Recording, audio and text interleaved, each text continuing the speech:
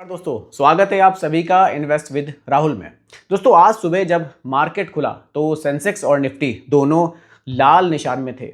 Global markets कमजोर, crude oil महंगा और सब कुछ नेगेटिव सा ही देखने में लग रहा था। लेकिन दोस्तों शाम को मार्केट जब बंद हुआ तो वो हरे निशान में था। सेंसेक्स करीब 287 पॉइंट्स ऊपर था। दोस्तों सवाल यहाँ पर अब ये है कि सुबह लाल और शाम को हरा, आखिर ऐसा क्या हुआ। देखिए आज मैं आपको एक ऐसा कंसेप्ट समझाने वाला हूं जो हर स्मार्ट इन्वेस्टर को पता जरूर होना चाहिए और दोस्तों इसका नाम है सेक्टर रोटेशन। तो चलिए आज की वीडियो स्टार्ट करते हैं। देखिए पहले आज के एक्चुअल नंबर्स को हम थोड़ा सा देख लेते हैं। सुबह गिफ्ट निफ्टी नेगेटिव सिग्नल दे रहा था। सेंसेक्स लगभग 74 पॉइंट्स गिरकर खुला था। निफ्टी 24,175 के आसपास खुला। दोस्तों इसकी वजह थी यूएस में टेक स्टॉक्स में बिकवाली, एशियन मार्केट्स कमजोर और क्रूड ऑयल $92 के आसपास। लेकिन दोस्तों दिन ढलते ढलते तस्वीर थोड़ी सी यहां बदल गई। सेंसेक्स ने अपना नुकसान जो है वो रिकवर किया और आखिर में लगभग 287 पॉइंट्स ऊपर यानी कि 77,656 पर यह बंद हुआ। निफ्टी भी 115 पॉइंट्स चढ़कर 24,335 पर सेटल हुआ। और सबसे इंटरेस्टिंग बात, इस रिकवरी के पीछे खास वजह थी आज के दोस्तों टॉप गेनर्स। आप जरा इन पर नजर डालिए। सबसे पहले अडानी एंटरप्राइजेस, मैक्स हेल्थकेयर और अपोलो हॉस्पिटल, यानी हेल्थ केयर और फार्मा सेक्टर्स ने पूरे मार्केट को एक साथ सहारा देने का काम किया। साथ ही पीएसयू बैंक स्टॉक्स ने भी खरीदारी यहां पर हमने उसमें भी देखी। अब जरा आप थोड़ा सा सोचिए, बाकी सारा मार्केट दबाव में था, ग्लोबल सेंटीमेंट कमजोर था, फिर भी ये 2-3 सेक्टर्स ही आखिर क्यों चढ़े। दोस्तों यही है वो सवाल जिसका जवाब है सेक्टर रोटेशन। इसको थोड़ा सा मैं और सिंपल तरीके से आपको समझाता हूं।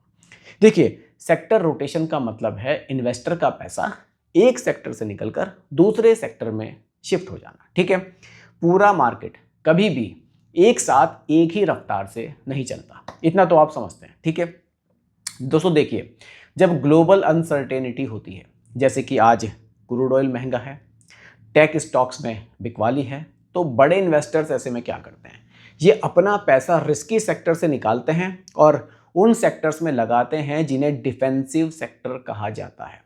फार्मा और हेल्थ केयर इसी कैटेगरी में दोस्तों आते हैं। पता है क्यों? क्योंकि दवाइयों की और इलाज की ज़रूरत मार्केट के अच्छे बुरे दौर से बेअसर हमेशा रहती है। लोग बियर मार्केट में भी कभी भी दवा खरीदना बंद नहीं करते। दोस्तों यही वजह है कि जब बाकी मार्केट दबाव में था, पैसा घूमकर फार्मा हेल्थ केयर में चला गया और पूरे इंडेक्स को ही यहाँ पर सहारा मिल गया। दोस्तों एक और आंकड़ा है जो थोड़ा सा ध्यान देने लायक है। आज फॉरेन इंस्टीट्यूशनल इन्वेस्टर यानी कि FIIs नेट खरीदार रहे करीबन 1181 करोड़ रुपए के, और डोमेस्टिक इंस्टीट्यूशनल इन्वेस्टर यानी कि DIIs भी खरीदारी में रहे लगभग कितनी 2,493 करोड़ रुपए की। मतलब सिर्फ सेक्टर रोटेशन ही नहीं, इंस्टीट्यूशनल मनी का भी भरोसा मार्केट में बना रहा। दोस्तों यही कॉम्बिनेशन आज की रिकवरी के पीछे की असली वजह भी है। दोस्तों अब सवाल यहां पर यह बनता है कि एक जो आम इन्वेस्टर है उसको क्या सीखना चाहिए। पहला, सिर्फ सेंसेक्स या निफ्टी का नंबर देखकर कभी भी घबराना नहीं है। इंडेक्स के अंदर हमेशा कोई ना कोई सेक्टर मूव कर रहा होता है। पूरी पिक्चर आपको देखने के लिए सेक्टर वाइज परफॉर्मेंस भी आपको जरूर देखनी पड़ेगी। दूसरा, अपना पोर्टफोलियो हमेशा डाइवर्सिफाइड रखिए। अगर आपका का पूरा पैसा सिर्फ एक सेक्टर या फिर एक थीम में ही लगा है, तो जब वो सेक्टर कमजोर होगा तो आपका दोस्तों पूरा का पूरा पोर्टफोलियो ही हिल जाएगा। तीसरा पॉइंट, देखिए दोस्तों डिफेंसिव सेक्टर्स होते हैं ना, जैसे कि मैंने आपको बताया फार्मा होता है, हेल्थ केयर होता है, FMCG होता है, उसको अपने पोर्टफोलियो का एक हिस्सा ज़रूर बनाकर रखिए।